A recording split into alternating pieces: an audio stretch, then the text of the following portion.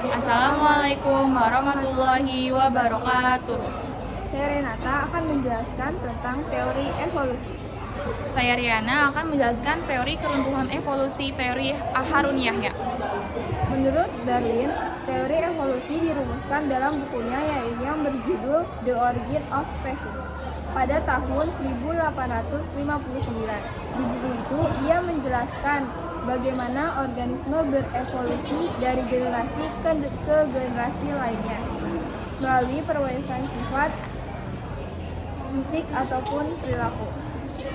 Menurut teori Harun Yahya, jenis-jenis makhluk hidup tak bisa berubah.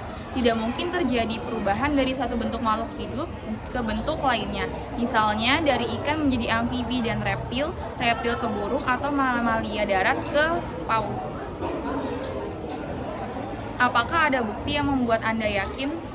Darwin telah melakukan penelitian fosil terhadap fosil-fosil yang ditemukan bersama geologiwan, orang yang ahli dalam bidang bebatuan, dan paleontologiwan, ilmuwan yang ahli dalam bidang fosil. Dengan ditemukannya fosil-fosil itu, maka didapatkan bahwa pada masa sebelum Darwin sudah ada makhluk hidup yang menjalani kehidupannya di lingkungannya tersebut.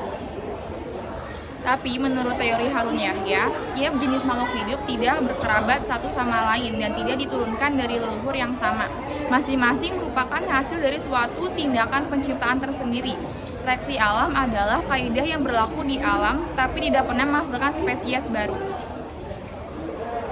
Teori Darwin pada dasarnya sudah mengetahui setiap makhluk hidup ketika ingin memiliki keturunan hanya bisa memiliki atau melakukan hubungan perkawinan atau penggabungan antara sel sperma dan sel telur. Akan tetapi dari pemikiran itu, dalam diri Darwin muncul pertanyaan-pertanyaan. Apakah dari sebuah keragaman sel telur dan sperma memunculkan suatu spesies yang baru, dan dengan menunggu perubahan terjadi pada makhluk hidup, apakah bumi cukup umur setelah muncul kedua pertanyaan tersebut? Ia membuat teori seleksi alam. Teorinya dapat kita lihat pada burung, yaitu mockingbird, yang sudah diteliti dan diamati oleh para ilmuwan dan Darwin. Penelitian ini dilakukan di Kepulauan Palagos, Amerika Serikat. Dari kesimpulan pengamatannya tersebut, beliau mengatakan bahwa spesies-spesies baru akan muncul. Tetapi menurut teori Harun Yahya, tidak ada mutasi yang memberikan keuntungan berupa peningkatan kelestarian makhluk hidup. Selain itu, mutasi tak menambah kandungan informasi dalam materi genetik makhluk hidup. Catatan fosil tak menunjukkan adanya bentuk tradisional, tetapi menunjukkan penciptaan tiap kelompok makhluk hidup secara terpisah. Abiogenesis, kemunculan makhluk hidup dari materi tak hidup, tak mungkin terjadi. Kerumitan dan kesempurnaan yang ditemukan pada DNA makhluk hidup tak timbul karena kebetulan, tetapi merupakan bukti ada yang merancang kerumitan tersebut. Materi dan persepsi kita adalah ilusi, sedangkan yang nyata adalah Allah yang meliputi segalanya. Mengenai teori manusia berubah menjadi kera berubah ke manusia, menurut teori Harun Yahya, dalam penelitiannya Harun Yahya menemukan bahwa evolusi yang kemudian menuduhkan manusia ada di dalam keluarga kera besar tidak terbukti secara saintifik.